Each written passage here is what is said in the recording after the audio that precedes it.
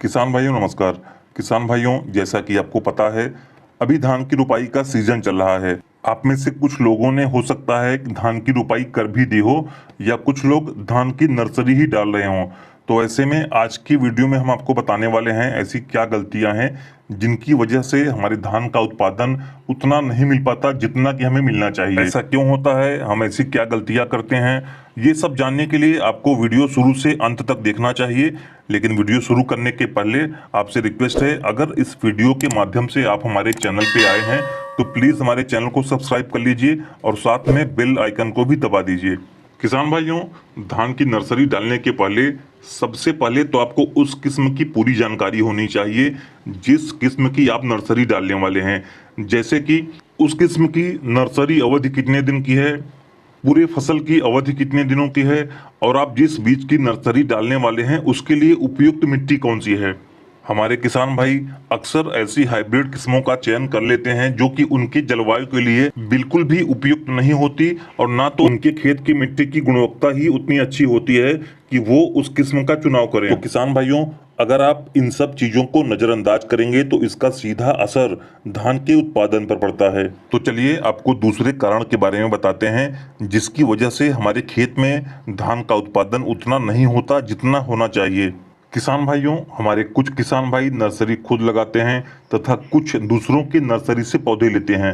तो ऐसे में होता क्या है, कई बार हमें यही नहीं पता होता कि जिन पौधों की रुपाई हम अपने खेतों में करने जा रहे हैं वो कितने दिन का है, जिसका दुष्परिणाम ये होता है कि पौधों की रुपाई करने के बाद हम ये देखते हैं कि उन पौधों में से कल्लों का फुटाव बिल्कुल भी नहीं हो रहा है। तो अगर रोपे गए पौधों में अधिक से अधिक कल्लों का फुटाव नहीं होगा तो आपको पता ही है कि आपके धान का उत्पादन कितना प्रभावित होगा। इसमें ध्यान देने वाली बात यह है कि जब भी आप नर्सरी लगाएं या कहीं से ले तो आपको पता होना चाहिए कि आपके नर्सरी की अवधि अधिकतम 35 दिनों के ऊपर बिल्कुल भी ना हो। अगर वो 35 दिनों के ऊपर आपके पौधे हैं तो कल्लों का कम फुटाव होगा, पौधों में बीमारियां लगने की अधिक संभावना होगी और पौधे की बढ़वार भी बहुत कम होगी। तो किसान भाइयों, अब कुछ और कारणों के बारे में आपको बताते हैं। किसान भाइयों, धान की उत्पादन क्षमता में कमी का एक प्रमुख कारण होता है पौधों में न्यूट्रिशन की कमी। किसान भाइयों, धान की रुपाई के 20 से 30 दिनों के बाद कल्ले फूटने लगते हैं। इस दौरान धान में अधिक पोषक तत्वों की बहुत ज़्यादा जरूरत होती है। तो इस दौरान आपको खेत में बहुत ज़्यादा पानी नहीं रखना चाहिए और प्रति एकड़ 20 किलो नाइट्रोजन और 10 किलो जिंक की मात्रा आपको आवश्यक रूप से देना चाहिए। किसान भाइयों, धान एक पानी वाली फसल है, लेकिन इसका मतलब ये बिल्कुल भी नहीं होता कि इस फसल को आप पूरे 4 महीने पानी में ही रखें।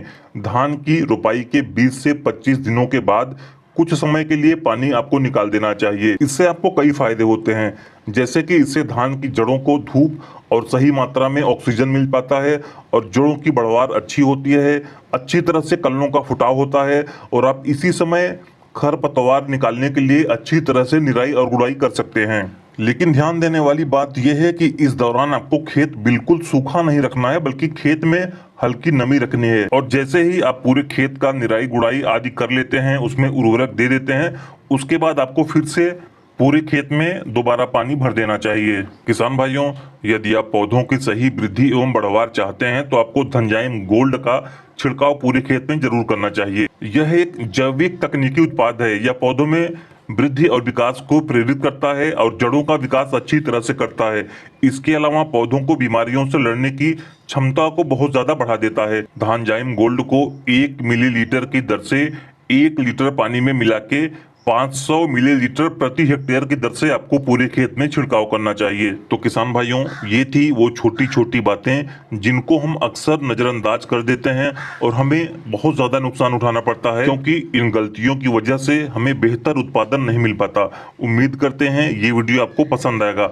अगर आपको वीडियो पसंद आता है तो इसे लाइक करना बिल्कुल भी ना भूलें। धन्यवाद।